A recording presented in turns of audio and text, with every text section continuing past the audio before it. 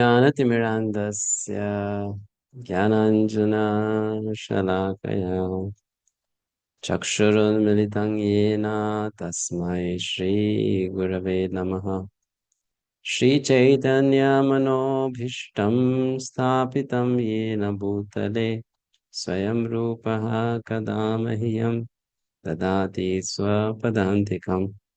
वन्देऽहं श्रीगुरो श्रीयुतापदकमलं श्रीगुरून् वैष्णवांश्च श्रीरूपं साग्रजातं सहगणा रघुनाथान्वितं तं सजीवं साद्वैतं सावधूतं परिजनसहितं कृष्णचैतन्यदेवं श्रीराधा कृष्णपदान् सहगणा ललिता श्रीविशाखान्वितांश्च नमः। ॐ विष्णुपादाय कृष्णपृष्ठाय भूतले श्रीमते भक्तिवेदान्त स्वामिनिति नामिने नमस्ते सारस्वते देवे गौरवाणी प्रचारिणे निर्विशेष शून्यवादी पाश्चात्यदेशतारिणे नमो महावदान्याय कृष्णप्रेमप्रदायते कृष्णाय कृष्णचैतन्य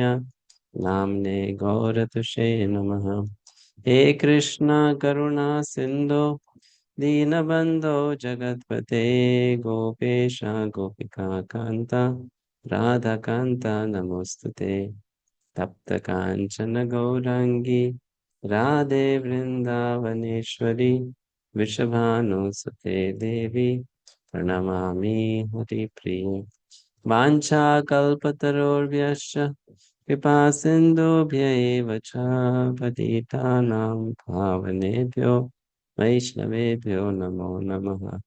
जय श्री कृष्ण चैतन्य प्रभु नित्यानंद श्री अद्वैत गदाधर शिवासादि गौर भक्तवृंद। हरे कृष्ण कृष्ण कृष्ण हरे हरे, हरे राम राम राम हरे हरे। नमोस्तुते व्यास विशाल बुद्धे फुल्लारविन्दायतपत्रनेत्रे येन त्वया भारततैलपूर्णः प्रज्वालितो ज्ञानमयः प्रदीपः प्रपन्नपरिजाताय स्तोत्रवेत्रैकपाणये ज्ञानमुद्राय कृष्णाय गीतामृतदुहे नमः। Hare Krishna. So we are studying Bhagavad-Gita as it is. Welcome to the class. Chapter 4, Transcendental Knowledge. Krishna has been explaining to Arjuna that when an activity is done for the sake of sacrifice or yajna, then everything involved in that activity uh, becomes spiritualized. Mm. That's the point. Very interesting point. That though the activity is material, but when it is done for a spiritual purpose, the activity becomes spiritual. Hmm. Which means, uh, which means that just like Narad Muni told to Vyasadeva in Srimad Bhagavatam, it comes that milk, when consumed in greater quantities, is it creates indigestion because the stomach cannot digest so much milk. So the same milk is then converted into mm, yogurt or curd and then consumed. And that is very beneficial for the stomach. So the point he wanted to make is the same activity, when done in a certain manner, leads to bondage, and the same activity, when done in a different manner, leads to liberation, isn't it? And that's the only way out for a conditioned soul. There's no other way. A conditioned soul has become entangled in material life because of engaging in certain kind of activities. And the conditioned soul can get liberated from material life by engaging in some activities only. It's just that those activities have to be done for a different purpose. That's what Krishna is trying to explain. Hmm? So he then gave example of different types of yajnas. 10 different yajnas were mentioned.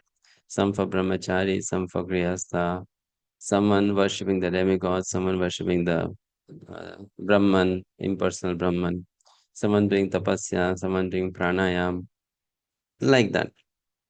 Now, all these yajnas, the variety might be there, and different people, based on their different nature and inclination, may engage in different kinds of yajnas. But the purpose of the yajnas is the same. Purpose is the same. And what is that purpose of performing these sacrifices, these activities? What is that purpose? Why should we engage in these activities? Hmm? You can think about it. Let's go to verse number 31st. Sarve apyete yagya vido yagya shapita kalmashaha yagya shishtamrita bhujo yanti brahma sanatanam. All these performers who know the meaning of sacrifice become cleansed of sinful reactions, and having tasted the nectar of the results of sacrifices, they advance toward the supreme eternal atmosphere. Purport. From the foregoing explanation of different types of sacrifice, namely sacrifice of one's possessions, study of the Vedas, of philosophical doctrines, and performance of the yoga system, it is found that the common aim of all is to control the senses. So, this is one very important point. The purpose of the yagyas is to control the senses. That is the purpose of engaging in any religious activity or spiritual activity. Senses have to be controlled. Mm, that's the purpose. So if senses are not being controlled and I'm engaging in some activity, externally that activity may take the form of a religious ceremony, but still it's not going to give me any benefit because sense control has to be there. Uh, So sense control is one primary purpose of engaging in any yagya ceremony. Senses have to be controlled. Sense gratification is the root cause of material existence. Therefore, unless and until one is situated on a platform apart from sense gratification, there is no chance of being elevated to the eternal platform of full knowledge, bliss, and life. This platform is in the eternal atmosphere or Brahman atmosphere. All the above mentioned sacrifices help one to become cleansed of the sinful reactions of material existence. By this advancement in life, not only does one become happy and opulent in this life, but also at the end, he enters into the eternal kingdom of God, either merging into the impersonal Brahman or associating with the Supreme Personality of Godhead, Sri Krishna. Hmm. So the purpose of yagyas, or you can say the religious activities, is to decrease our sense gratification. That is the purpose. So can can we engage in spiritual religious activities and still increase our sense gratification? Yes, we can. We can. Like for example, we studied about doing pranayam or Ashtanga yoga. So many people are there in this world at present time who do show inclination towards Ashtanga yoga. They may do some pranayam exercises also. They even do fasting, which all are actually religious activities, but only for the sake of better health so that they can live a better material life. Isn't it correct? So then that activity loses its spiritual purpose. It is a spiritual activity being conducted for a material purpose. Hmm. And then the benefit is not there. The benefit is lost. Correct? So, therefore, one has to know first of all, if it is any spiritual activity, it must have sense control as a part of it. Sense control is missing, then that activity is not going to have any spiritual benefit. Any activity it may be, we have to learn to control our senses. Wow. It's very important. Then only that activity will give a spiritual benefit. Otherwise, it won't. It will only entangle us, or you can say, implicate us more in material life. So, for all the sacrifices, that's one purpose. And the other purpose is what? The other purpose is we should become free from sinful reactions. That means the sins that we have committed in the past, we should become free from the reactions of those sinful activities. Hmm. Isn't it? Mm. These are two purposes. Yes, Shweta Mataji, you're saying something. Uh, Prabhuji, one is Sahaj Yoga, my Nirmala Devi. Huh? So, Hmm. Sahaj Yoga by Nirmala Devi. Nirmala Devi is said to be the avatar of Adi Shakti. So, does that helps in means they align the chakras? So, does that activity can help in come out of the depression or means how can we come out of the depression? I don't know. I never heard of it. Okay. So, in how through Krishna conscious, how can we come out of the depression? So, Krishna consciousness, how can we come out of depression? Mataji, for someone who is going through depression, that person, of all the things that he or she needs, of course, Krishna consciousness will also help. That person needs very nice counseling, mentoring. That helps a lot. That's the most important thing. Only taking medicines, doing yoga, chanting mantras is not going to help. Basically, that person has to be taught to learn to think in a different manner. We are in depression because we are creating our own, you can say, just like there is a spider creating a web. So we are creating our own web and then getting entangled in that web. That causes depression. So it's my own thinking that's making me go more and more in tamoguna. So therefore, we need someone, such a person needs someone who can help that person who is depressed change his or her way of thinking. If that is not changed, then depression will not get solved. Mhm. So that has to be there. And for that, there are professionals who help in counseling and other things. Okay, we go to the next topic. Verse number 31. Nayam lokostyagya kutunyah kuru sattama. Oh, best of the Kuru dynasty, without sacrifice, one can never live happily on this planet or in this life. What then speak of the next? Hmm. So we know this. Sacrifices are important to live happily. Hmm. Um, in materialistic lifestyle that generally we all follow these days, happiness uh, is an experience which is defined as something which is going to stimulate your senses. That's called happiness. But in truth, that is not happiness. Most of us are chasing after happiness because that's what is taught to us. The goal of life is to be happy. But the problem is that we don't understand the true definition of happiness. We think something that will stimulate our senses will make us happy. But that stimulation is only satisfaction of the senses on the sessional platform. That's all. And that is not happiness. It's like, telling yourself or programming yourself in a in a wrong manner. No. Then the point is, even so much of hard work is put in getting what we think will make us happy. So much time is wasted, so much energy is put into it, so much emotion, hope, and all that. But the outcome or the result is not that satisfying. So how does one become happy?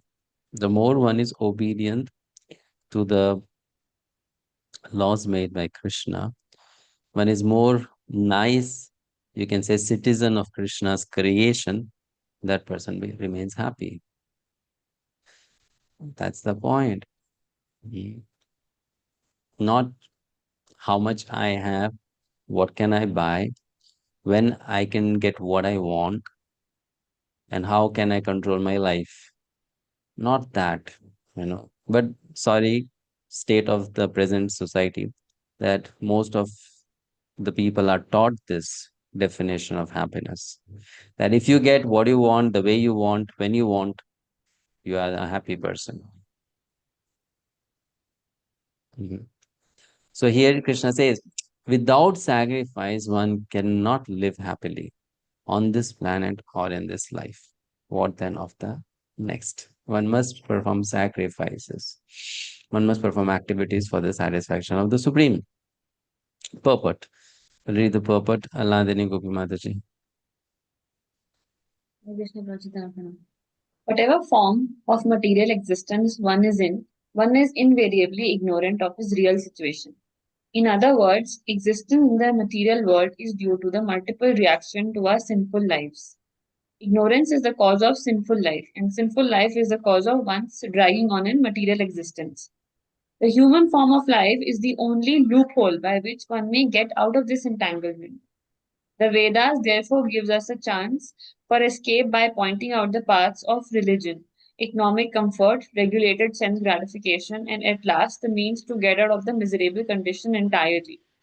The path of religion, or the different kinds of sacrifice recommended above, automatically solves our economic problems. By the performance of yajna, we can have enough food, enough milk, etc. Even if there is so-called increase of population. When the body is fully supplied, naturally the next stage is to satisfy the senses. The Vedas prescribe, therefore, sacred marriage for regulated sense gratification. Thereby, one is gradually elevated to the platform of release from material bondage. And the highest perfection of liberated life is to associate with the Supreme Lord. Perfection is achieved by performance of yajna, sacrifice, as described above. Now, if a person is not inclined to perform yajna according to the Vedas, how can he expect a happy life even in this body? And what to speak of another body or another planet? There are different grades of material comfort in different heavenly planets, and in all cases, there is immense happiness for persons engaged in different kind of yajna. But the highest kind of happiness that a man can achieve is to be promoted in the spiritual planet by practicing of Krishna consciousness. A life of Krishna consciousness is therefore the solution to all the problems of material existence. Hare Krishna. Thank you. All right. Next verse, 32. Evam bahuvidha yakya vitata brahmano mukhe karmajan vidhitan sarvan evam kyatva me vimokshase. All these different types of sacrifices are approved by the Vedas. And all of them are born of different types of work. Knowing them as such, you will become liberated.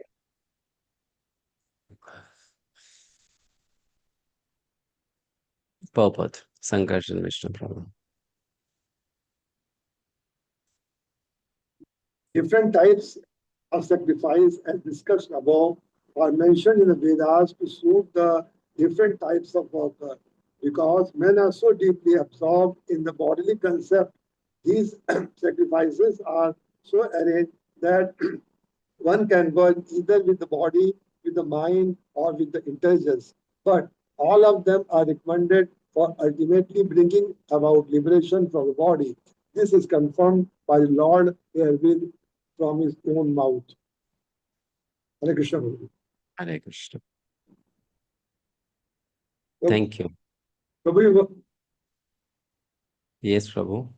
the thing is that suppose in the home, mother worships Shiva. Okay, and she's doing arti and telling you to do the Sorry. Can you please repeat? Suppose in home, mother is doing arti of Shiva. Okay, and she is telling me to come and do the aarti. If in order to please my mother, I start doing the aarti and keep in mind Lord Krishna, then I will be considered associating with Supreme Lord or not.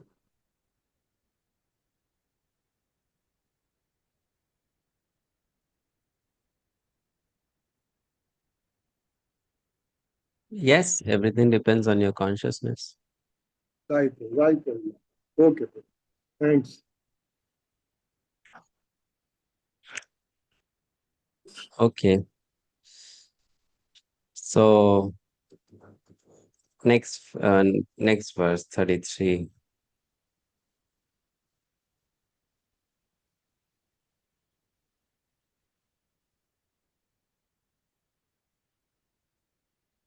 श्रेयान् द्रव्यमयाद्यज्ञात् ज्ञानयज्ञः परन्तपः सर्वं कर्माखिलं पार्थ ज्ञाने परिसमाप्यते.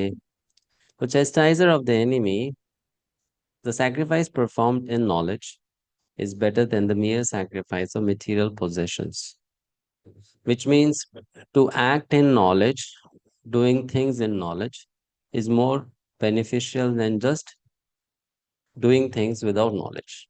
Like, for example, I'm giving charity.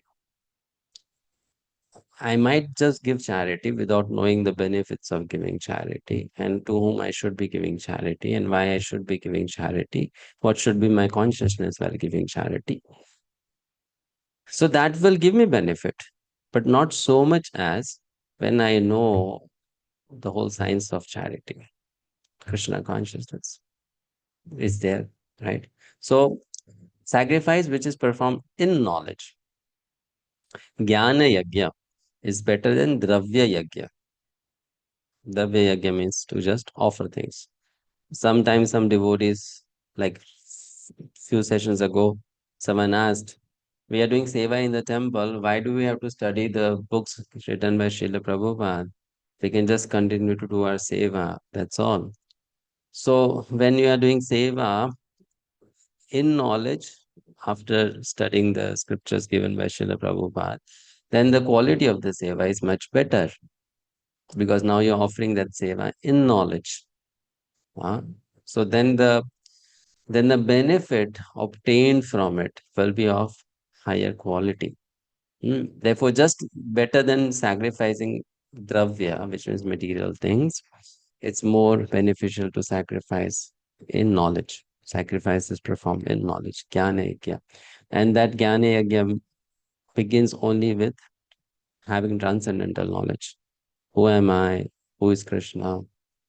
Like that. Purport. Yes, Vardayani Mataji. Krishna Prabhuji, Dhanyaprana. The purpose of all sacrifices is to arrive at the status of complete knowledge, then to gain release from material miseries, and ultimately to engage in loving transcendental service to the Supreme Lord, Krishna consciousness. Nonetheless, there is a mystery about all these different activities of sacrifice, and one should know this mystery. Sacrifices sometimes take different forms according to the particular faith of the performer. When one's faith reaches stage of transcendental knowledge, the performer of sacrifices should be considered more advanced than those who simply sacrifice material possessions without such knowledge. For without attainment of knowledge, sacrifices remain on the material platform and bestow no spiritual benefit.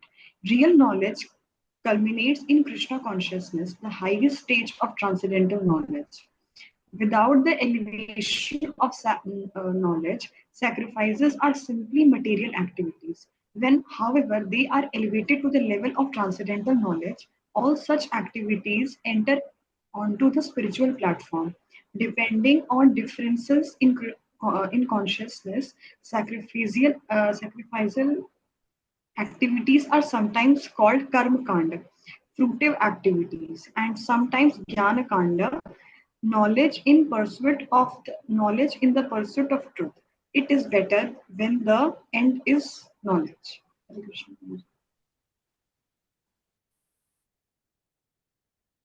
Okay.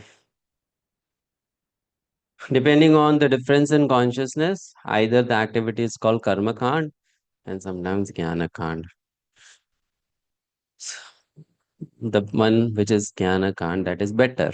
Knowledge in the pursuit of truth. Hmm?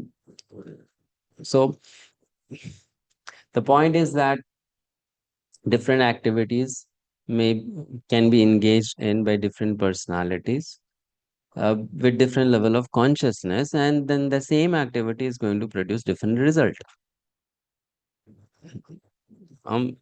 It's not that they have to do different activities to get different quality of result. The same activity can also give different quality of results based on what consciousness I am engaging it in. Hmm, right? Just like, for example, chanting of Hare Krishna. This activity is engaged in by different people, but the result they get is not the same because their consciousness matters. Mhm. Right? So, when I'm doing any activity for the sake of material enjoyment, that consciousness is not considered to be very elevated. But the same activity, when performed with the intention of pursuing knowledge or pursuing absolute truth, then that is considered to be a better consciousness. Mhm. Why should I be doing it? Arjuna was supposed to fight. Krishna told Arjuna to fight initially to win the kingdom, to become happy, but later on to do it as a matter of duty, regardless of getting success or failure in the fight. Which means Krishna told Arjuna to work at a higher level of consciousness, right? Hmm? Same activity to be done, but at a better level of consciousness. So, this is what we have to learn as we are growing in Krishna consciousness. The activities that we do will not change, but growth in Krishna consciousness means we are doing the same activities at a higher level of existence, reality. Because my consciousness or my way of thinking has changed.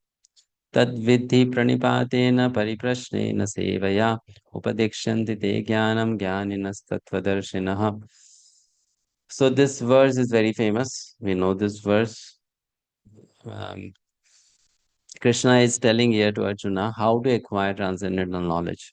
Why Krishna is telling this process to Arjuna? Because Arjuna may tell Krishna that the process of offering sacrifices, doing Nishkam Karma Yoga, and as a result of that, developing knowledge or coming to real knowledge might be very time taking, you know.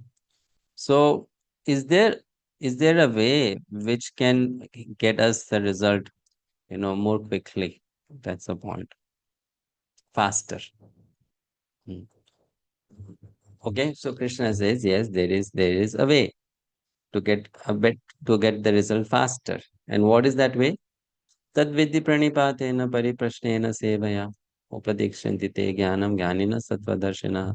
You approach a bona fide spiritual master, you approach a person who is in knowledge, you inquire, and then you get the knowledge. Instead of going through the long process of doing Nishkam Karma Yoga and then developing jnana, you take to this shorter path.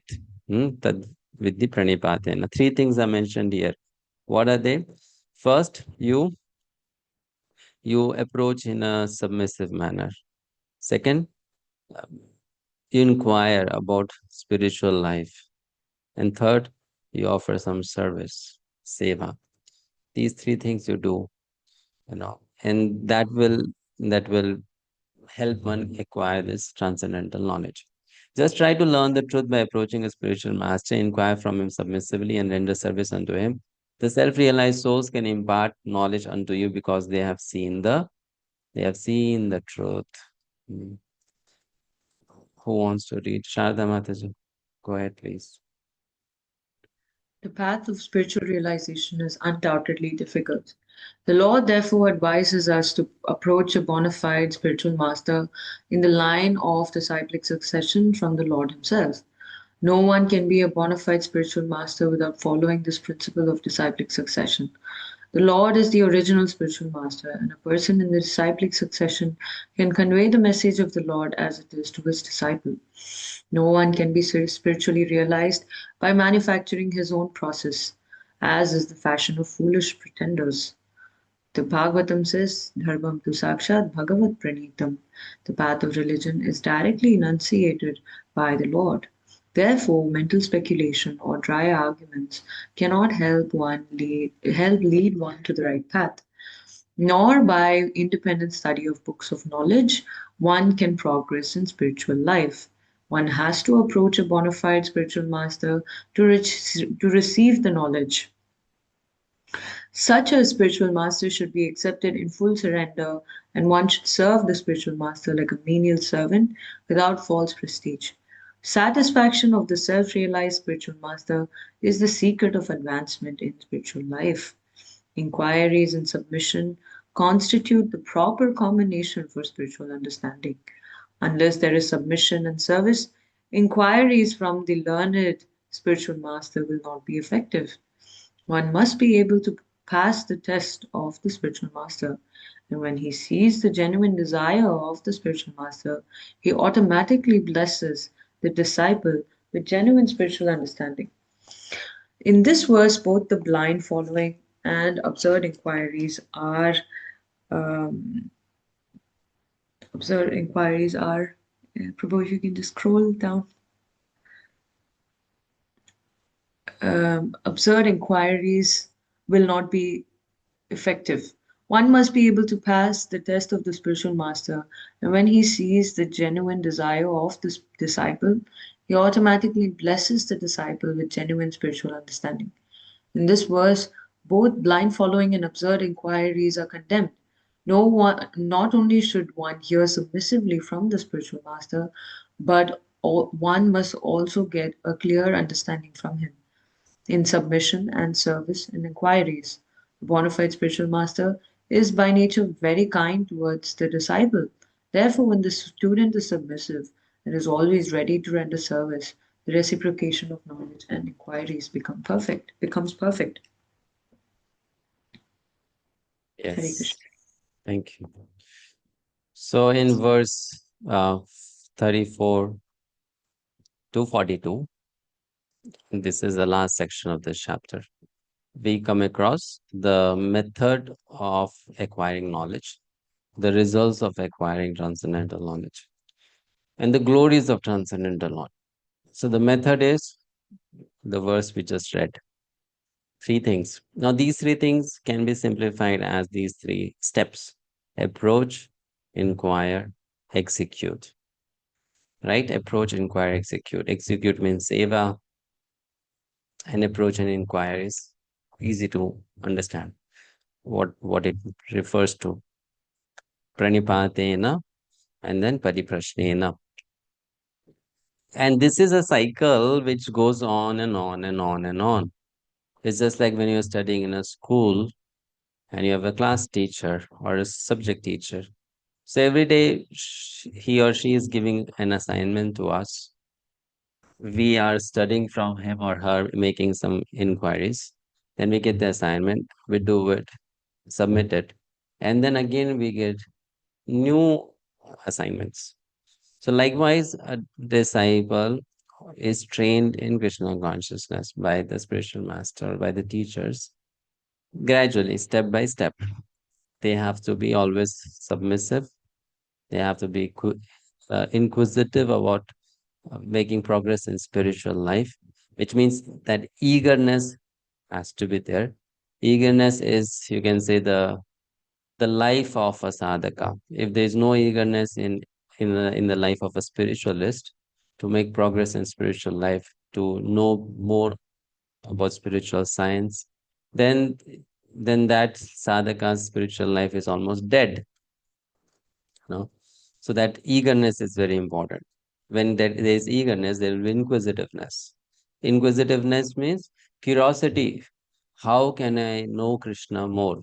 How can I get close to Krishna more? How can I serve Krishna more? How can I please Krishna more? As soon as that curiosity or eagerness is, you can say, uh, it has come to a stagnation, then that means that now our spiritual journey is on a halt. We're not moving ahead. Mhm. Okay. So that inquisitiveness, curiosity should be there. It's not just about asking questions. It's about actually that desire to know, to learn, to be a better devotee. That's called inquisitiveness. Hmm? Fine. So that has to be there. The burning desire to make progress in Krishna consciousness. And then there has to be execution. If you have learned something, understood something, you apply it. So this cycle goes on and on. Now, if someone has obtained this knowledge, then that will produce a result. Let's read this first, importance of seva. Um, yes, Prabhuji. Abhay Prabhu, read what's there on the slide. Hare Krishna Prabhuji, Dandavat Pranam. If you purchase something, you must pay for it. You cannot pay by offering the value of the teachings of the spiritual master. That is not possible. So it is called Sevaya. Dedicate your life for this service. Srila Prabhupada is You cannot talking about the pay. importance of seva. You cannot pay. How can you repay a spiritual master? So he's saying that seva has to be rendered. It's not optional because of the benefit, immense benefit we have received. We must do some seva. We cannot make progress without offering seva. And therefore, one has to understand the difference between what is sadhana, what is swadhyay, what is seva, right? Sometimes we think, okay, I just chant Hare Krishna and that is sufficient. That's enough. That is good. But then one also has to do something for the pleasure of the spiritual master. Other than that, in some practical ways, if one can do, so one should do. So that's seva. So in this way, one makes progress. Offering seva is very important. Hmm? Without, we have discussed this before, without offering seva, the knowledge that we have received from, let's say, a person doesn't turn into realization.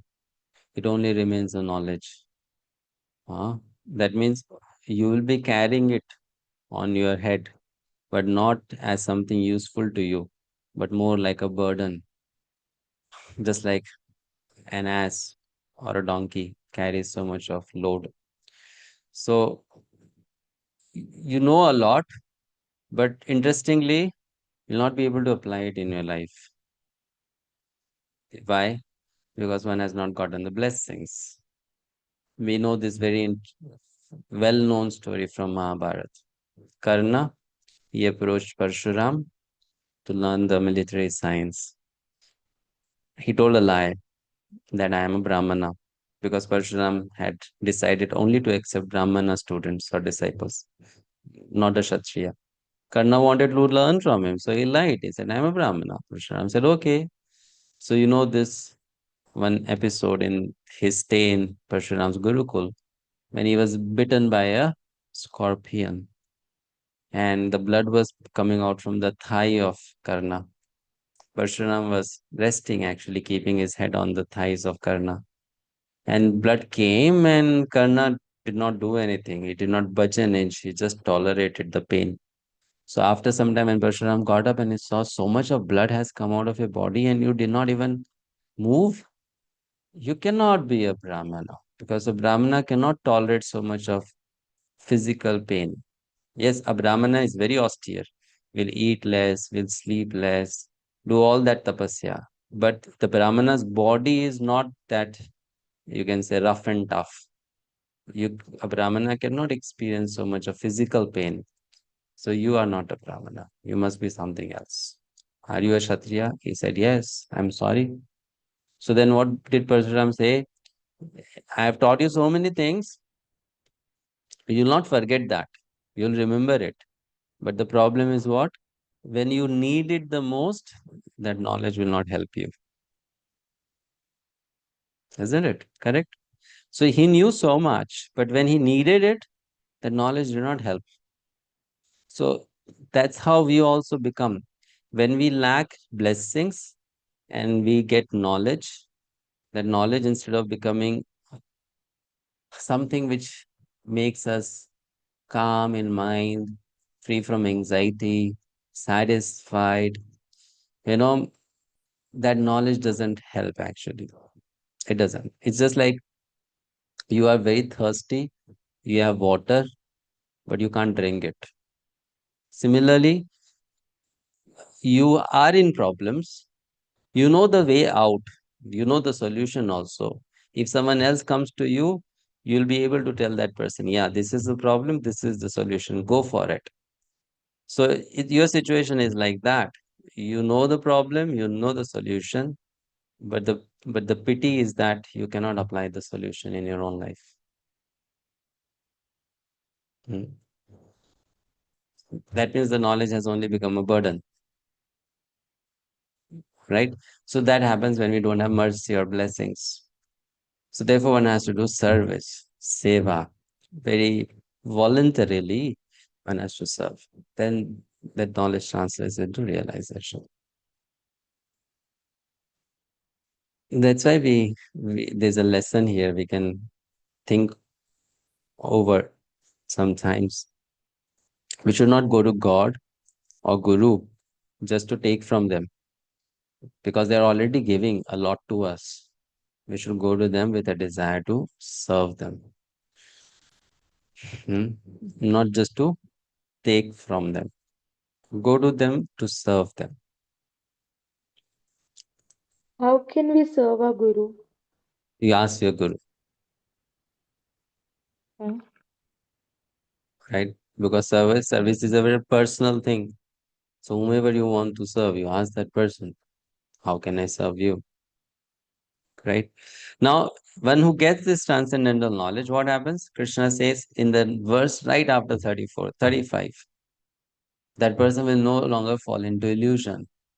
All kind of moha will be destroyed. You know? 35, verse number. Yaj gyatva na punarmoham evam yasyasi pandava yena bhutanya sheshani drakshyasi atman yato mayi. Having obtained real knowledge from a self-realized soul, you will never fall again into such illusion. For by this knowledge, you will see that all living beings are but part of the Supreme, or in other words, that they are mine. So by this knowledge, what will happen? A different vision will develop, because of which you'll be able to see every living entity. Instead of seeing the material body, you'll see them as spirit, soul, part and parcel of Krishna, having obtained transcendental knowledge. Hmm. And moha will be gone. Perfect. Let's read. Someone wants to read? Can I read? Yes, Shweta Mataji. The result of receiving knowledge from a self realized soul, or one who knows things as they are, is learning that all living beings are part and parcels of the Supreme Personality of Godhead, Lord Sri Krishna. The sense of an existence separate from Krishna is called Maya. Ma, not Ya, this. Something that we have nothing to do with the Krishna, that Krishna is only a historical personality, and that the absolute and that the absolute is impersonal Brahman. Factually, as it is stated in the Bhagavad-Gita, this impersonal Brahman is the personal effulgence of Krishna. Krishna, as the supreme personality of Godhead, is the cause of everything. In Brahma Samhita, it is clearly stated that Krishna is supreme personality of Godhead, the cause of all causes. Even the millions of incarnations, even the incarnations are only his different expansions. Similarly, The living entities are also expansions of Krishna. The Mayavadi philosophers wrongly think that Krishna loses his own separate existence in many expansions. This thought is material in nature. We have experience in the material world that a thing which fragmentally distributed loses its own identity. But the Mayavadi philosopher failed to understand that absolute means that 1 plus 1 is equal to 1, and that 1 minus 1 is also equal to 1. This is the case in the absolute world. Prabhuji, upwards.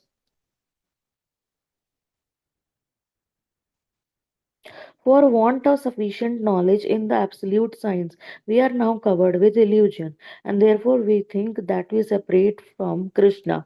Although we are separated parts of Krishna, we are nevertheless not different from the him. The bodily difference of the living entities is Maya and is not actual fact. We are all meant to satisfy Krishna by Maya alone. Arjuna thought that the temporary body relationship with his kinsmen was more important than his eternal spiritual relationship with Krishna. The whole teaching of Gita is targeted towards this end, that a living being, as Krishna's eternal servitor, cannot be separated from Krishna, and his sense of being an identity apart from Krishna is called Maya. A living entities as separate parts and parcels of the Supreme have a purpose to fulfill. Having forgotten that purpose since time immemorial, they are situated in different bodies as men, animals, demigods, etc. Such body differences arise from forgetfulness of the transcendental service of the Lord. But when one is engaged in transcendental service through Krishna consciousness, one becomes at once liberated from this illusion. One can acquire such pure knowledge from only from the bona fide spiritual master, and thereby avoid the delusion that the living entity is equal to Krishna.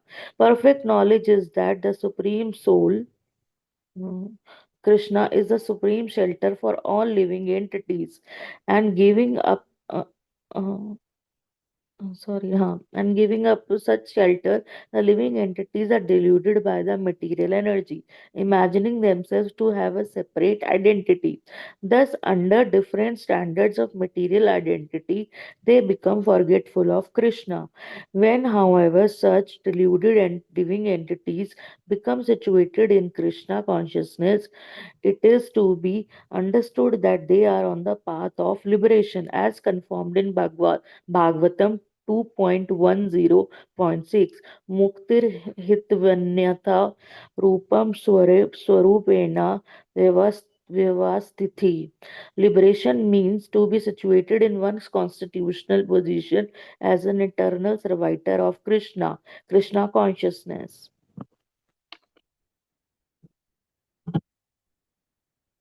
Hare Krishna Prabhuji, done. Yes, thank you.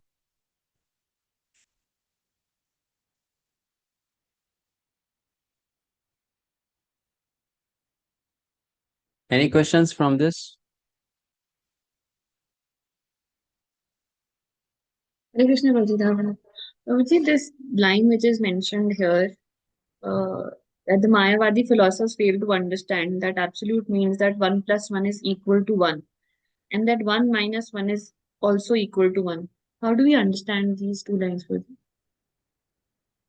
Okay, thank you. So this is explained by Srila Prabhupada in Sri Shabhanishat very nicely, that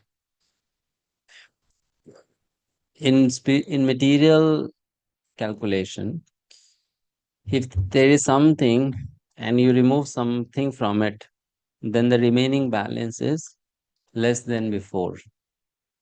I have 5 kilograms of apples. I give away 2, so the balance will be 3. That's how material things function. There is reduction on uh, taking something from it, and if you add something good, there is going to be increment. So people think that with God also it must be the same science. You remove something from God, so God must have become lesser than before. But then that's material calculation. It doesn't work like that with Krishna. With Krishna, originally you can say he was alone, only himself. But then that same Krishna has expanded himself into infinite number of forms. And though these infinite number of forms have come from Krishna, so this is like subtracting something from him, still the original Krishna remains. So one, which is Krishna, minus one, which means everything else, equals to again one only. Krishna remains. Krishna doesn't get reduced. Same thing, one plus one, which means let's say there is Krishna and then you add everything into Krishna. All the forms of Krishna, if they merge into Krishna, will it become a bigger Krishna? No, it will be the same Krishna. So this thing is not possible in material experience, but in spiritual reality, this is possible. Addition, subtraction doesn't change the original amount or the value. Why? Because it's not material, it is spiritual. Yes, Prabhu. Thank you so much. Mm. Okay, anything else?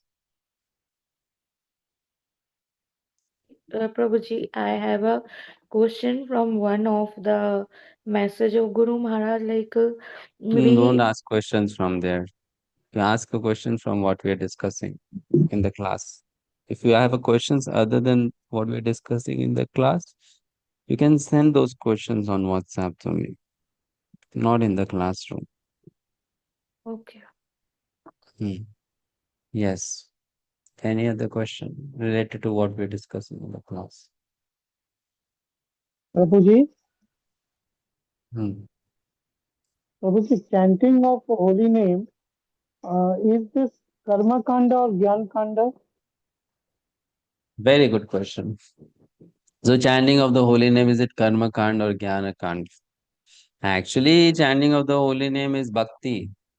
But then, if my consciousness is at the level of karma kanda, my chanting is karma kanda.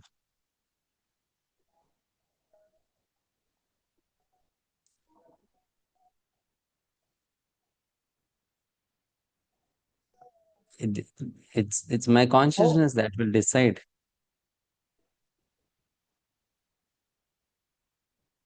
okay. Right? It's my consciousness. Like if you go to not go to go anywhere, just let's say take the example of Mumbai. In Mumbai, they celebrate Ganesh Chaturthi every year very, pompously. So every time there is this Ganesh Aarti, at the end of Aarti, they sing some mantras. So at the end, they sing Hare Ram, Ram Ram, Hare Hare, Hare Krishna, Krishna Krishna, Hare Hare. They sing this. It's Mahamantra, holy names of Krishna. But who is singing it? People who are worshipping Ganesha. For what purpose they are worshipping Ganesha? Even many of them, they don't know why they are doing it. They just do it because it's the culture. It happens. Everyone does it, so we should also do it. Right? So then, do you think that kind of chanting of the holy name is bhakti? Of course not.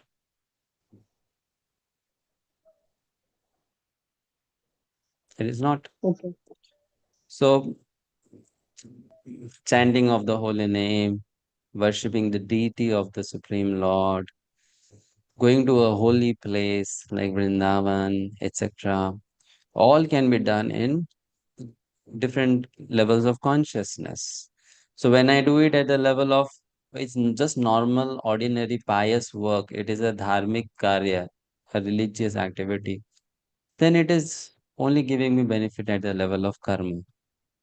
I've done some good karma, right? Hmm? So Okay, it's Prabhuji. like that. And some people are there who will be chanting the holy name for the sake of attaining liberation or mukti. So then it becomes jnana kanda. It's because they are just doing it for the sake of liberation. But then some are chanting the holy name in order to please the Supreme Lord, to give the Lord pleasure, happiness. Then only it becomes bhakti, right? So what you do and why you do, it's very important, correct? Mm. What you do and why you do. What you do is very easy to learn. You can just copy also by looking at someone else. But why you do is very different. Hare Krishna Prabhuji, I have a question related. Um, if you look at atheists, Hmm? they, in a way, whatever they do, they do not have consciousness, right? But like, for example, they are trying to do some seva, could be anything in their own way, taking Whom, care of who, animals or whom are you anything at all. talking about, Mataji? Atheist. Atheists. Okay. Yeah, right. Atheists, if they are doing anything, they don't do it in the perspective of getting any good deed from the Lord because they don't even believe in it to start with, right? They're just doing, thinking that that is the right thing to do. So if we compare them to people who are doing like a karma kanda, so atheists will kind of technically go above karma kanda people, right? That is because at least karma kanda, they're doing it only to gain something. These guys are not doing anything for any selfish gain. So if you look at it that way, atheist should be on the top of the ladder compared to a karma kanda, right? A person who's doing for the sake of. Mm, how does that make an atheist better? The atheist is, first of all, why should an atheist then engage in some activity which is religious? When we say karma kanda doesn't means you just engage in any activity. Karma kanda means you engage in an activity understanding that they are higher powers or superiors and you are trying to please them. If there is no intention of pleasing a higher superior power, whether it's a demigod or the supreme lord, then that activity is not even karma kanda. Then that activity is just karma,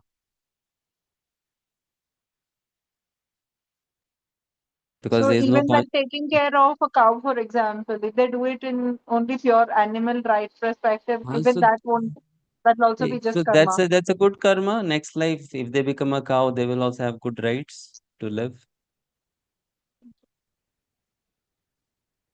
It's just isn't karma. it? Okay. It's just karma. What you do, you get back. So in this life, they are protecting the animals, serving the animals, or taking care of animals, hmm?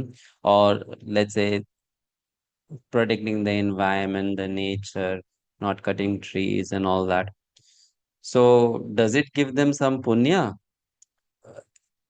Means in punya in the sense that, okay, does it make them spiritually more advanced? Not at all.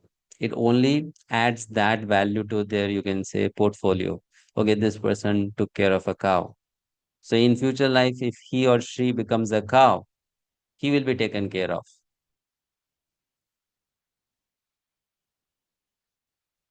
That's all, isn't it? So like let's say in this life, I funded for the education of 100 poor kids. What will be the benefit? Next life, I'll get free education. I don't have to pay for my education. That's all. Nothing more than that. So should these pious activities should be done or not? Because If society you don't do needs, pious activity, then what will you do? means like this funding for 100 children and So if you donate. don't do pious activity, then they are only.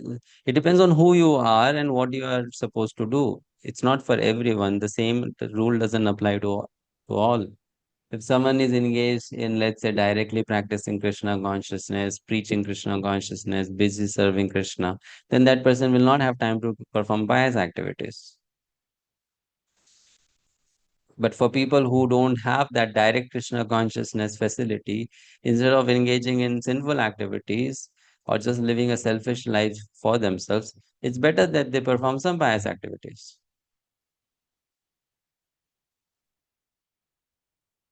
So, what should be done based on where you are situated? It's better to live a life for the benefit of others than to live your life just for your own material benefit. But it is more better to live the life for the pleasure of one's spiritual development, for the purpose of one's spiritual development, than to just give material benefit to others. So, so it's like where you are situated, that will decide what you should be doing. It's not same for everyone.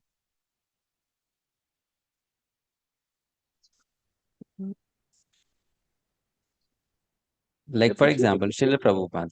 So Srila Prabhupada came, he had a purpose. Krishna gave him 81 years.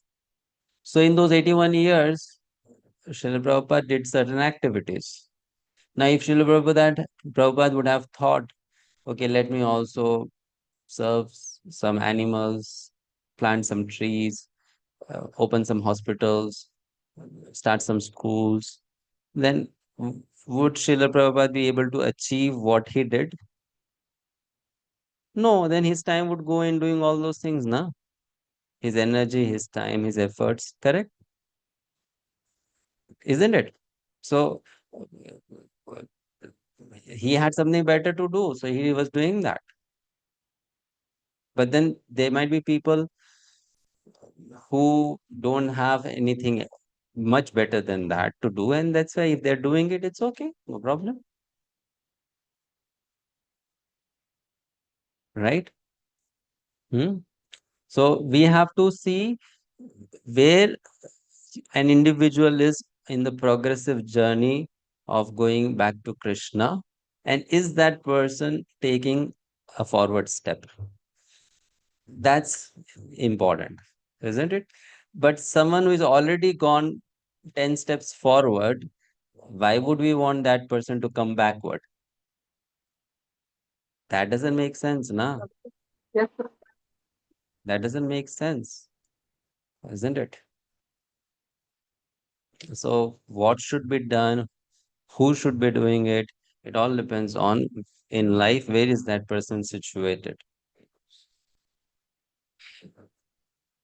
So, if let's say a non-devotee comes to you and asks you for an advice, he's asking you for a suggestion. I have some extra money in my bank account. I have two options. One is to go on a trip to, let's say, Singapore or Switzerland, and waste all my money staying in the hotel, drinking some wine, buying some expensive clothes, and then coming back to my country, going back to my work. Or I have the option of giving all that money to some kids for their study in the school. Then you may tell that person, okay, let's do this. You offer that money to serve Krishna. He says, no, no, I don't want to do anything with God. I have only two options. Either I want to go for a vacation, enjoy, or I want to give that money to people for their education. What will you tell that person? At least Education. education is better than Yeah, at least you do that. self-gratification. Yeah, rather than wasting all the money on your, Self. staying in the hotel, drinking wine and buying things uselessly, right? So that's how you will give a practical advice, no? Now, if that same person after 2 years comes and tells you, okay, I have 1 million, and I have two options. One is I just give this money to poor people for giving them food for, let's say, 6 months, or I have another option, and which is what that uh, one temple is there. It is distributing prasadam, and it is giving prasadam to everyone, poor, rich, anyone who comes, they get. So I have an option of giving this money so that they can serve prasadam, Krishna prasad also. What should I do? So now in that situation, it's better you give to the temple so that they can distribute prasadam, Yes, probably. Exactly. right? So like that we decide. Okay. Uh, anything else? Prabhu, I have a question. I mean, it's related to, how you said that if one's consciousness when chanting the holy name is karma kanda, motivated, or, motivated in a certain way, which is not bhakti, then they will attain that result.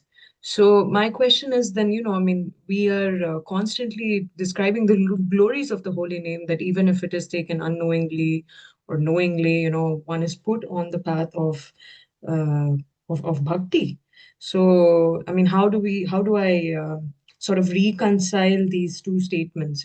One glorifying the holy name and one, the intent uh, behind chanting. Both are to be accepted. If one is chanting the holy name will definitely give some benefit to us. Now, it depends on from whom the holy name has been received. Let's say you are receiving the holy name from a source that is pure, which means that person is chanting the holy name for the sake of pleasing Krishna in the mood of bhakti, devotion. But you have received it not with that mood. You have just received it and you have your own consciousness, which is a low consciousness. Because you have received the holy name from someone who is situated at a higher consciousness. So there is a higher energy flowing towards you. You are at a lower platform. But because that energy is flowing from a higher plane to you, so you will also, if you associate with that energy, you will get promoted to a higher plane. Hmm?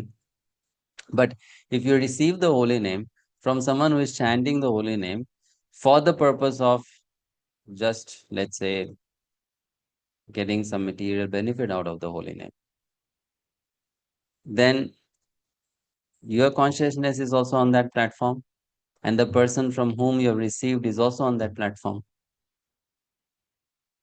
So in that case, then that holy name cannot take you to a higher plane of consciousness. Therefore, when we say that the holy name will give these results, it depends a lot on who is giving the holy name. That matters a lot.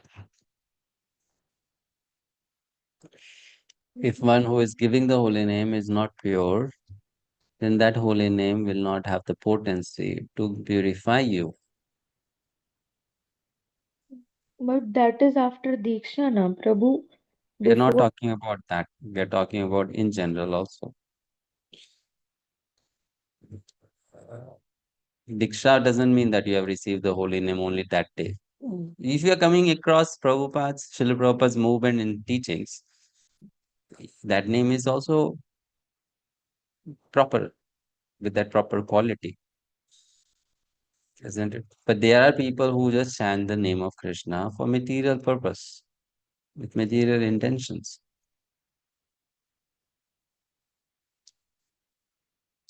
So if you receive the holy name from there, it's not going to give much benefit, even if we chant it.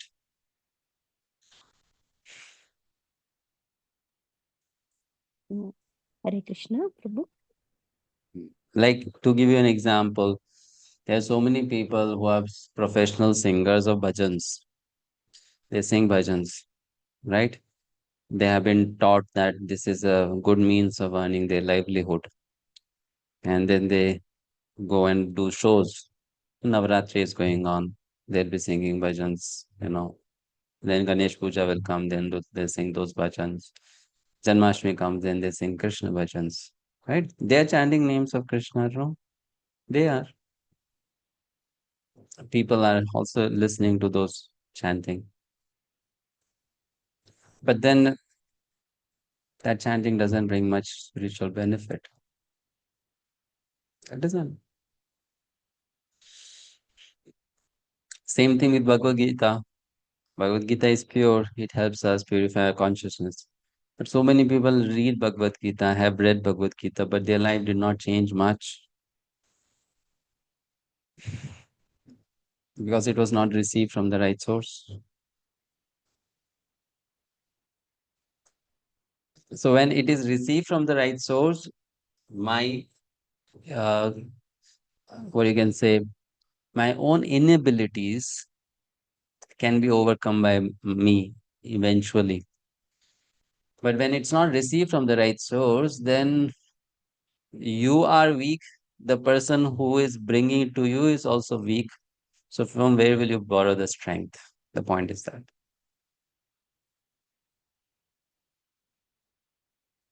right? Prabhu, right source means like, suppose as a seva Right we source are. means right parampara. Okay, okay. That's right source. Getting it from the parampara. Arti Correct. Mataji. Yes, Prabhu. Prabhu, my question is like we also like I mean we tell others to chant the holy name and things are kind. Our intent is also like okay, I mean they should please Krishna, but then we are not. I mean I'm talking about myself. I'm not so pure that the person who receives it. I mean, what will be that person's benefit? Because I mean I'm not so pure. Yeah, that's true. You are not pure, but then at least you are not uh, giving to that person the name of Krishna, which is adulterated. So that person will be benefited. Yeah. You are not telling that person to chant Krishna's name because Krishna's name can make that person rich. You're not adding those adulterations into the understanding of Krishna Nam. You're just telling that person, you chant Krishna's name, you'll be benefited. Right? Right. So, so when we are passing it on, if we don't uh, dilute the message, then the message is is is good. It's going to be effective. Okay. You just have to pass it on the way it is and not dilute it, Okay. right? Then you are also benefited because in the process of passing it on, you are also contacting that message, Okay. isn't it? So you will also get the benefit of it. Hmm. Uh, for example, let's say um, I give you ice. I take ice and I give you ice with my hand. Will my hand not for that much time become cold? It will, Yes. Yes. because I touched ice and I gave it to you. So when I have received knowledge, I may not be very pure, but I am giving the same thing as it is to the other person without any changes to it. Then I'm also coming in contact with that knowledge. So that knowledge is going to benefit me as well as the other person is going to receive it, Okay. Okay. right? Thank you, Prabhu. Yes. So, but we don't have to change it. That's the point. As soon as you change it, then it loses the potency. You can't Prabhu, change it. if someone says, let's say, just a small example, not this. I want to score good. Will Krishna chanting will help me? So then my motive will become like Mataji said, adulterated. If I say yes, so uh, what should we do in this case? It depends on who is asking that question. Sometimes when a child is there, a child doesn't have much intelligence to understand what is right, what is wrong.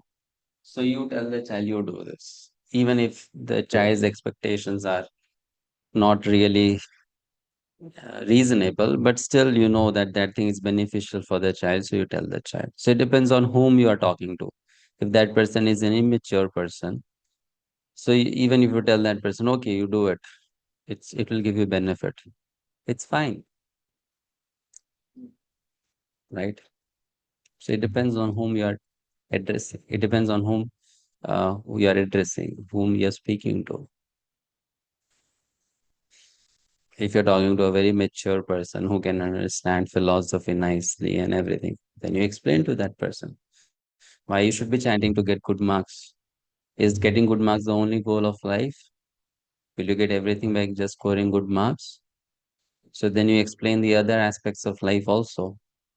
If that person is very mature, intelligent, then you bring that person to a higher level of understanding. Is scoring good marks everything in life? No. So then you explain, okay, you have a relationship with Krishna, and you should invest some time in developing that relationship also. So this chanting will help you. If that person is mature enough, you will explain it to that person in this way. But if that person is, very dull, immature, only lives in a dreamy world, not is not very serious about anything in life, and has got a crazy idea. If I chant God's name, will I get good marks? So okay, at least you do that much. Yes, you chant. You get or not, it's fine. Later on, you'll come to know. But at least you chant.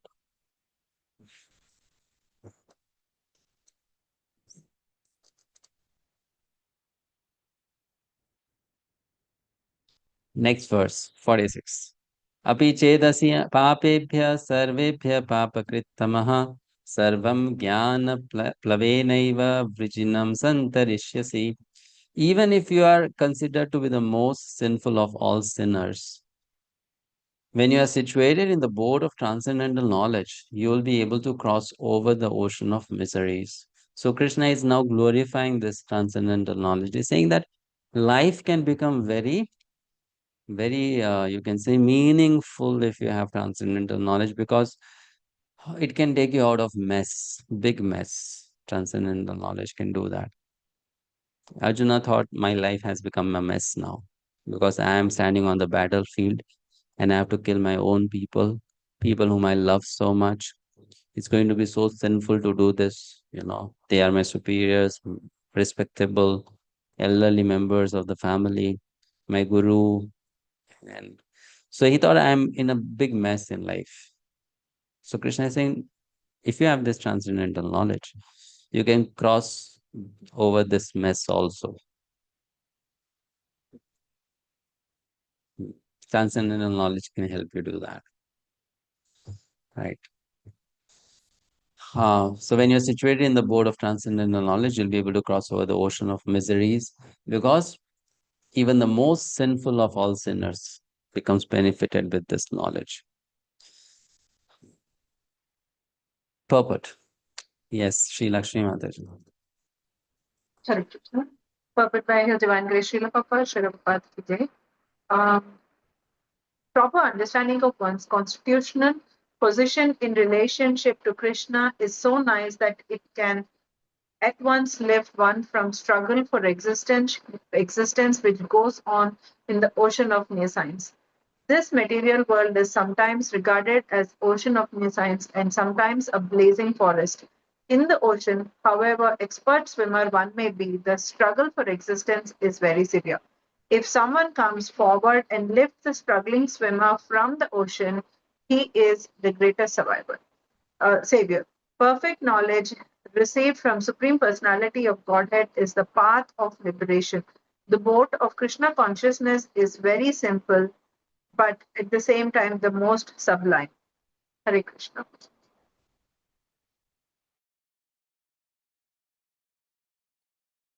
Yes, sublime. Sublime means it seems so easy, so simple, but it produces wonderful results, much more than we expected to. 37. Yathedangsi samidhognir भस्मसात् कुरुते अर्जुन ज्ञानाग्निः सर्वकर्माणि भस्मसात् कुरुते तथा. As a blazing fire turns firewood to ashes, O Arjuna, so does the fire of knowledge burn to ashes all reactions to material activities. Please read the purport, Tulasi Mataji. Hare Krishna Prabhu pronounce. Perfect knowledge of self and super self and of their relationship is compared herein to fire. This fire not only burns up all reactions to impious activities, but also all reactions to pious activities, turning them to ashes. There are many stages of reaction: reaction in the making, reaction fructifying, reaction already achieved, and reaction a priori. But knowledge of the constitutional position of the living entity burns everything to ashes. When one is in complete knowledge, all reactions, both a priori and a posteriori, are consumed. In the Vedas, Brihat Aranyaka Upanishad 4.4.22, it is stated, Ubhe Udev Udevesya iti tarat Yamritaha Sad Vasadhuni. It's terrible. One overcomes both the pious and impious reactions of work. Hare Krishna. Thank you, Prabhu. Hare Krishna. Next paragraph. Sorry, next purport. Verse 38. Nahi jnanena sadrisham pavitram iha vidyate tat swayam yoga samsiddha kalenatmani vindati. In this world, there is nothing so sublime and pure as transcendental knowledge. Such knowledge is the mature fruit of all mysticism, and one who has become accomplished in the practice of devotional service enjoys this knowledge within himself in due course of time. So, by practicing bhakti, this knowledge eventually develops in one. Um, it can develop through performance of Nishkam Karma Yoga. It can develop also by practicing Bhakti Yoga. Uh, yes, Vardhani Mataji, please read. When we speak of transcendental knowledge, we do so in terms of spiritual understanding. As such, there is nothing so sublime and pure as transcendental knowledge. Ignorance is the cause of our bondage, and knowledge is the cause of our liberation. This knowledge is the mature fruit of devotional service, and when one is situated in transcendental knowledge, he need not search for peace elsewhere, for he enjoys peace within himself. In other words, this knowledge and peace culminate in himself, in Krishna consciousness. That is the last word in the Bhagavad-Gita.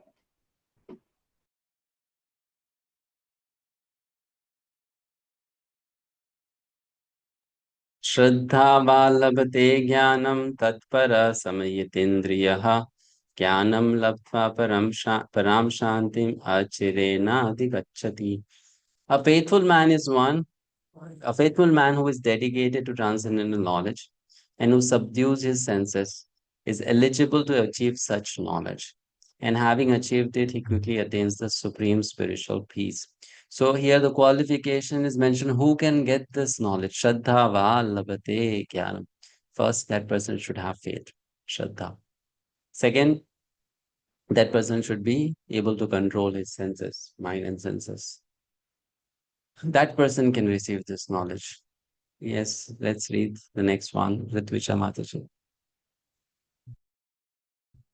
Such knowledge in Krishna consciousness can be achieved by a faithful person who believes firmly in Krishna. One is called a faithful man who thinks that simply by acting in Krishna consciousness, he can attain the highest perfection. This faith is attained by the discharge of devotional service and by chanting Hare Krishna, Krishna Krishna, Hare Hare, Hare Rama, Rama Rama, Hare Hare, which cleanses one's heart of all material dirt.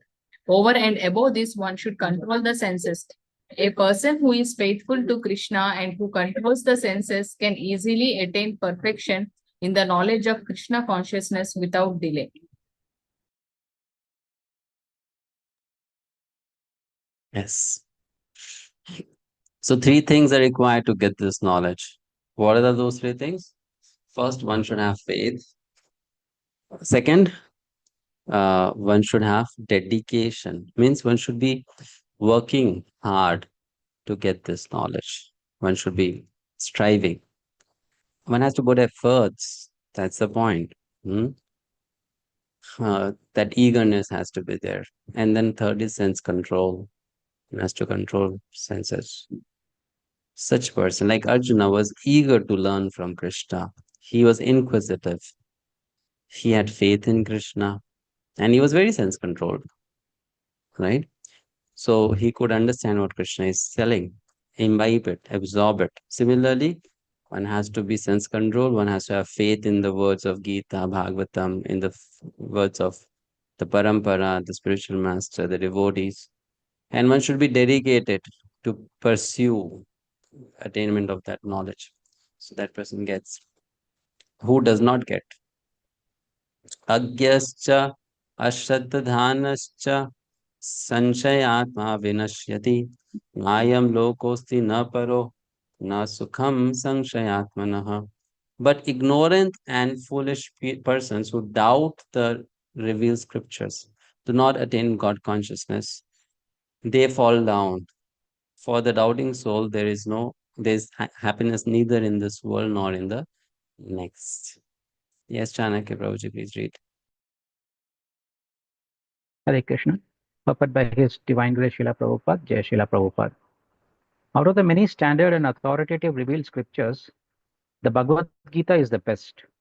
Persons who are almost like animals have no faith in or knowledge of the standard revealed scriptures, and some, even though they have knowledge of or can cite passages from the revealed scriptures, have actually no faith in these words. And even though others may have faith in scriptures like Bhagavad Gita, they do not believe in or worship the personality of Godhead Sri Krishna. Such persons cannot have any standing in Krishna consciousness. They fall down. Out of all the above mentioned persons, those who have no faith and are always doubtful make no progress at all. Men without faith in God and His revealed word find no good in this world nor in the next. For them, there is no happiness whatsoever. One should therefore follow the principles of revealed scriptures with faith and thereby be raised to the platform of knowledge. Only this knowledge will help one become promoted to the transcendental platform of spiritual understanding. In other words, doubtful persons have no status whatsoever in spiritual emancipation. One should therefore follow in the footsteps of great acharyas who are in the disciplic succession and thereby attain success. Hare Krishna.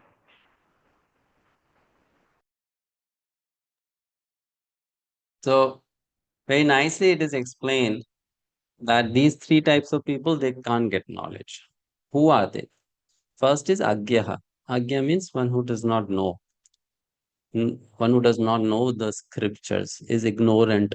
Of course, if one is ignorant of the scriptures, doesn't read them, doesn't hear them, doesn't stay in the association where that knowledge is shared, how will that person know? Such a person can never get. So that is like an animal, not interested in spiritual knowledge. Then the next is faithless, has the knowledge, has the scriptures, attends classes also, listens to that knowledge, hears that knowledge, but doesn't have faith that this knowledge is going to work.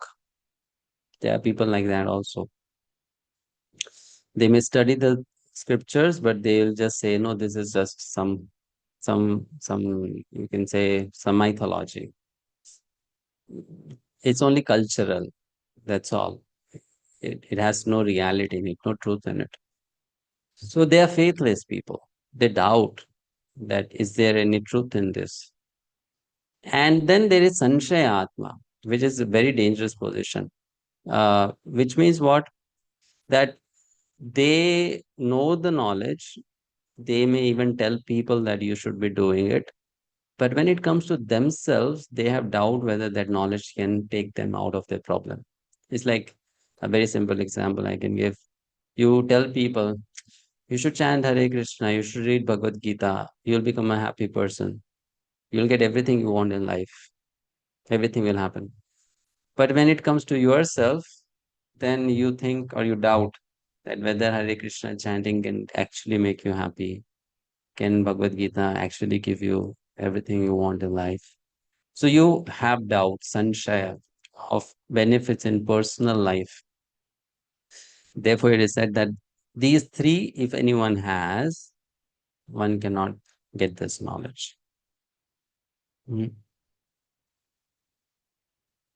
So Prabhuji, one needs faith, one needs a lot of hope, and one needs optimism, positive mentality that it will work. It's going to work. Yes. Oh, Prabhuji, One, may- please, one at a time. And I told before also, if you have a question, please raise your hand. Because if two, three have a question, then how would we know who all has? Yes, Rutuja Mataji, you have a question. Yes, Prabhuji. In this case, there are some people who can't understand the knowledge. Like they don't have. I mean, it's not like they don't have belief, but they can't understand these kind of philosophies or subject matters. So, what is their position? Even though if they follow, like chanting the holy name or something, so it's not like they have failed. Uh, they can't do sacrifices with I mean since no knowledge they can't do sacrifices in terms of knowledge, so how do we They don't categorize? they don't need to have very advanced knowledge. If they just understand the basics, it's okay. So it's not like they fail or that thing. No, it's not like that. Some people do not have that advanced, developed intelligence to understand everything which is written in the scripture. That's okay.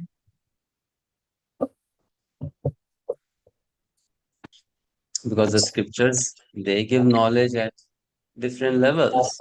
Sometimes the scriptures talk about some concepts or some aspects of absolute truth, which are very refined, and only a person who has very refined intelligence will be able to understand such things, the technical part of it. So if someone doesn't understand, it's okay. That person should just understand the basics. What are the basics? I'm spirit, soul, part and parcel of Krishna. Krishna is Bhagavan. I should serve Krishna. I should practice devotional service.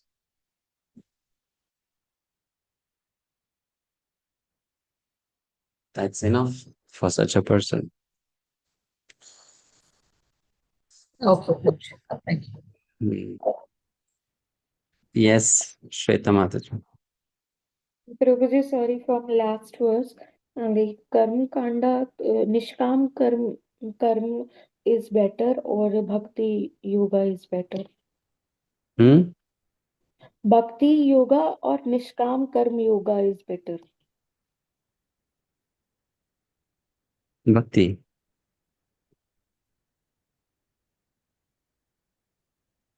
Okay. So nishkam karma yoga means just we are not expecting the fruits of the activities we are doing. Hmm. When we study chapter 6, we'll look at these more closely. What is the difference between all of them? In chapter 6, there is a topic called Yoga Ladder. So there we'll see the comparative analysis of Sakam Karma Yoga, Nishkam Karma Yoga, Bhakti Yoga, all of that. And the conclusion will be Bhakti Yoga is the best, topmost. Okay, thank you. Others have a question? You have your hand up. Sita Mataji. Krishna Prabhu, could you please define bridge preaching and with an example, please? Bridge preaching with an example.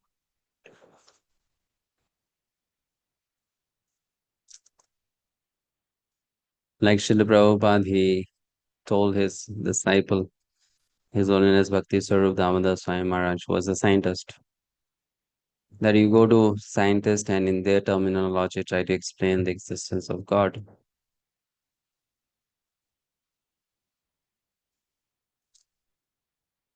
That's bridge preaching.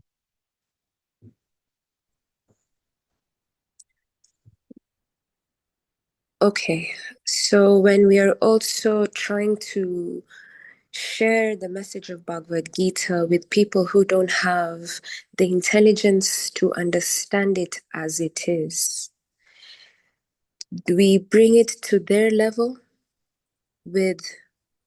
So I'm trying to understand or ask, how then bring it to their level without changing the philosophy? For that, you have to very well understand their culture, their thinking style, and what do they want in life.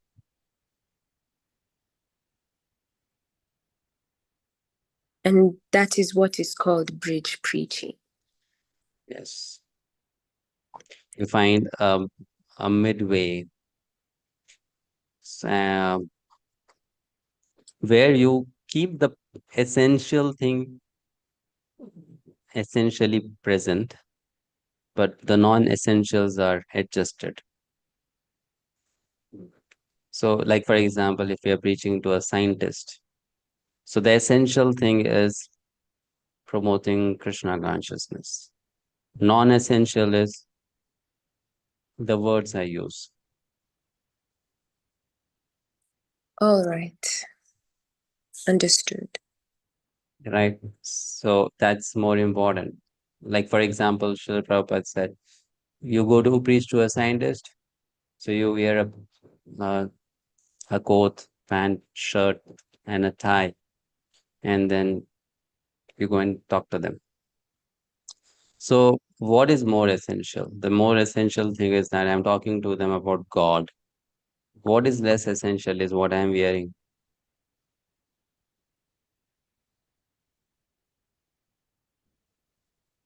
Right? Okay. So those who are that's why bridge preaching is not a cup of tea of everyone.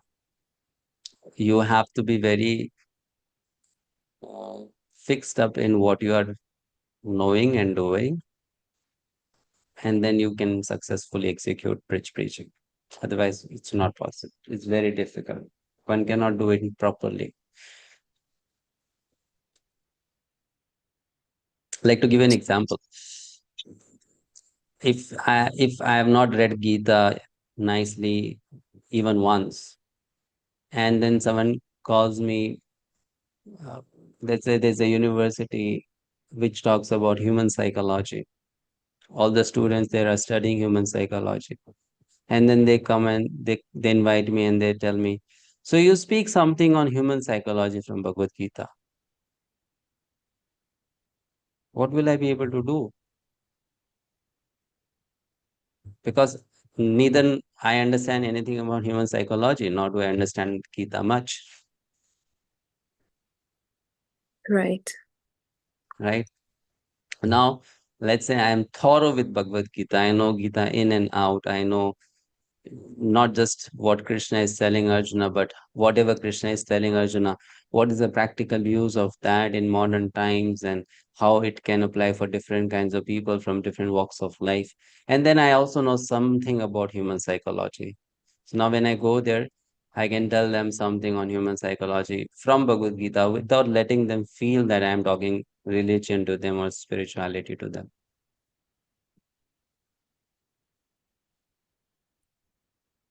So the essence of this is that you have to be able to know Bhagavad Gita and present it without speaking directly Bhagavad Gita. Yeah. Okay. So that's what you hide certain things or you camouflage certain things. That's bridge preaching. Not that I change the message for them. That's not bridge preaching then. Then what are you preaching then? You change the message, Yeah. right? That's not preaching then. Yeah, that is preaching, but then that's not the correct way of preaching because you change the message.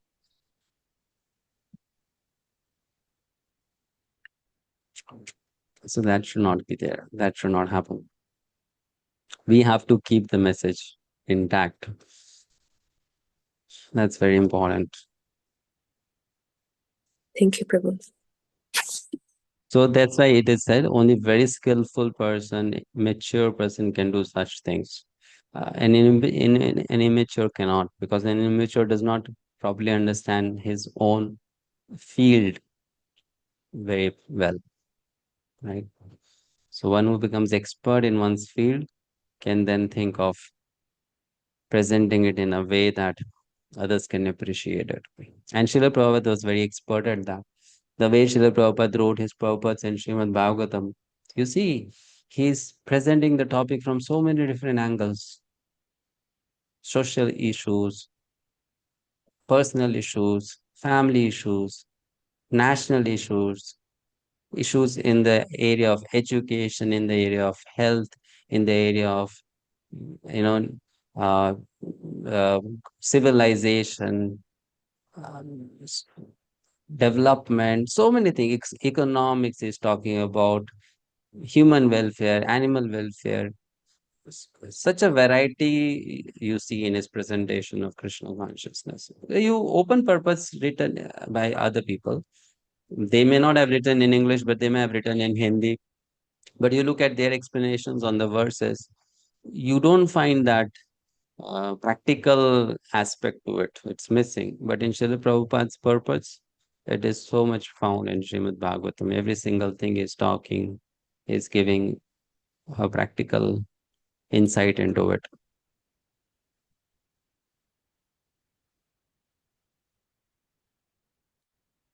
Right, Prabhu. Prabhu, so then even when sometimes people want to find out more about the iskcon movement, let's say they want a devotee to give an interview on maybe national television about iskcon, the person that should be the person that should be allowed to give the interview should be somebody that is a qualified or someone who has really understood Bhagavad-Gita, and not just one who is enthusiastic or has been in the movement for a long time. Of course, of course, that is very simple to understand. You always need very selected people to be the face value of your society. No one can just become the face value. You need a person who's qualified for that. It's just like when a country is represented by someone in another country, so that person is a qualified diplomat, isn't it? Very Yes. qualified, very trained. That person understands the hidden meanings of the things spoken there, and what is the intention and what all. So that person is very expert. He is specially trained for that. Similarly, our society needs such people who are trained to present it to the public what it is. Not anyone just stands up and in the enthusiasm starts talking that what is iskcon and what iskcon should be doing. Whatever that person may say might be correct, but then it matters on how you present it.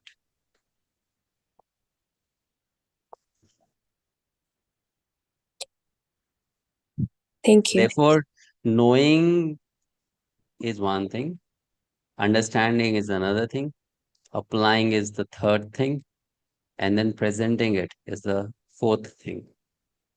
Some people say, I know it, but that doesn't mean they understand it. That doesn't mean that they apply it. And that doesn't mean that they can present it. They are only till knowing it, isn't it? Yes, Prabhu. And the next is, okay, you understand. And then the third is you apply. And the fourth is you present. Prabhu, so to be able to present Krishna consciousness, if these are the levels that have to be met, then it means one has to really devote their life to knowing Bhagavad Gita. Yeah, to knowing Bhagavad Gita or Krishna conscious philosophy. Therefore, Srila Prabhupada encouraged people as much possible when you are young, you take to this process, you practice it for good amount of time, then you have become seasoned in it, then you go out and preach.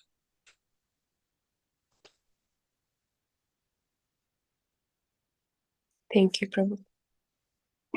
Because then that preaching will be impactful. Otherwise, that preaching is not so impactful, because when we know that when you just tell people things without you knowing it, it doesn't leave a strong impact on their consciousness.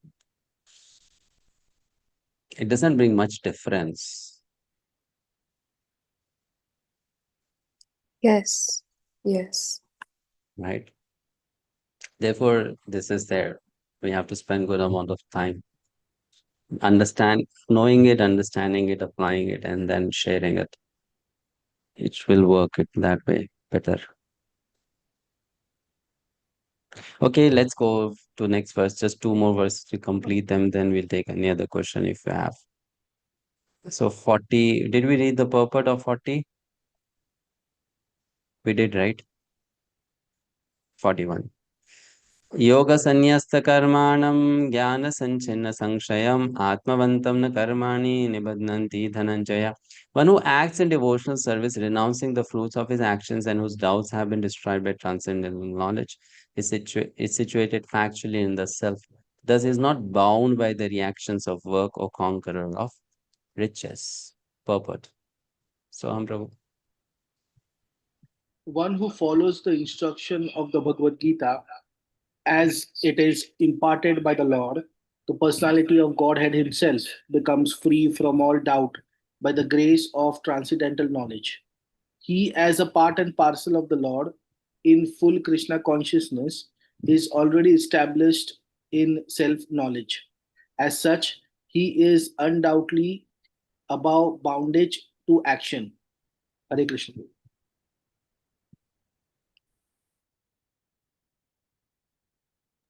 Next. Tasmat ajnana sambhutam hitastham jnana sinatmanah chitvainam sanshayam yogam atishtotishtha bharata. Therefore, the doubts which have arisen in your heart out of ignorance should be slashed by the weapon of knowledge, armed with yoga, O Bharat. O Bharata, stand and fight. So very interesting. He's not saying armed with your bow and arrow, right? Dhanush Ban.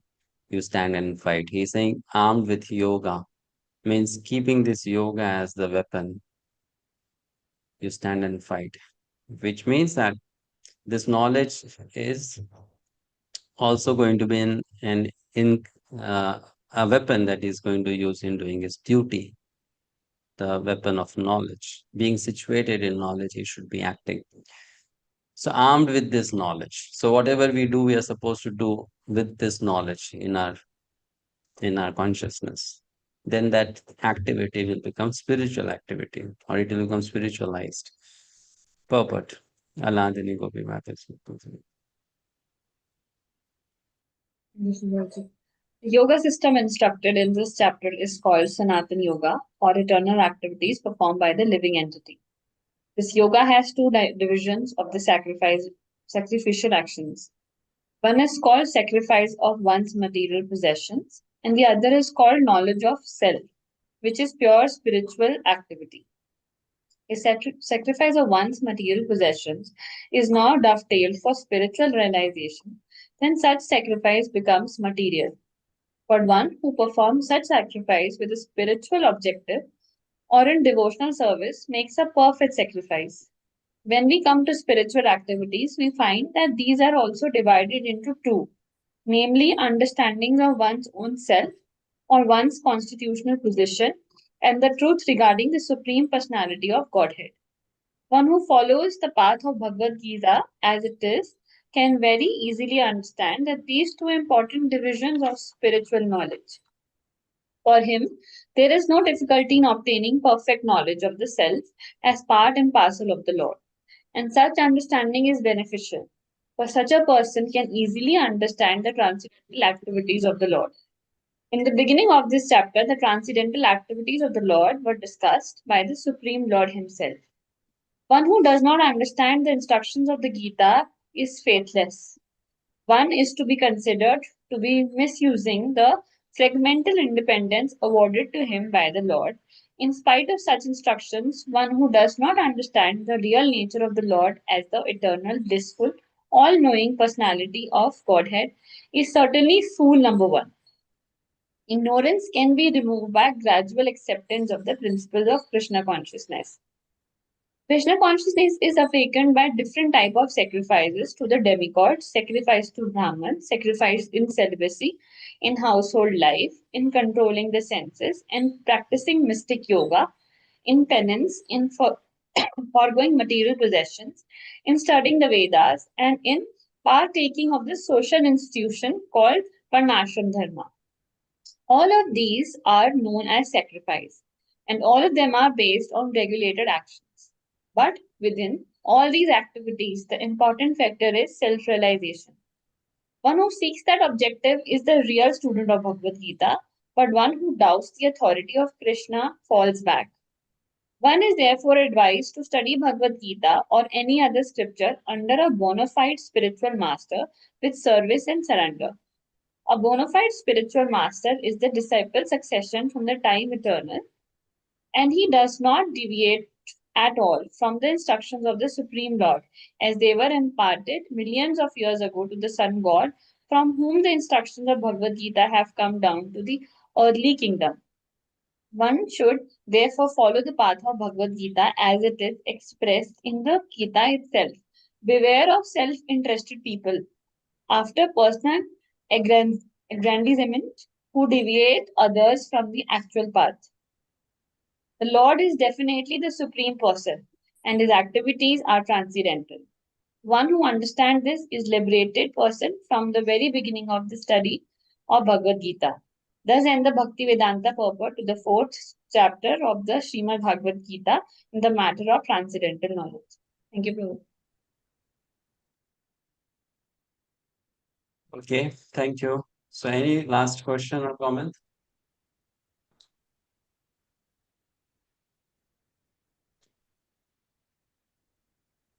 If you have, we can please ask. Otherwise, we'll end here.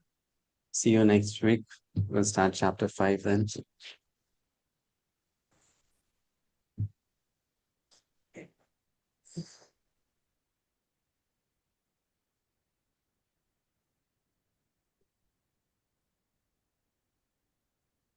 All right. See you then. Hare Krishna. Shri Prabhupada ki jai.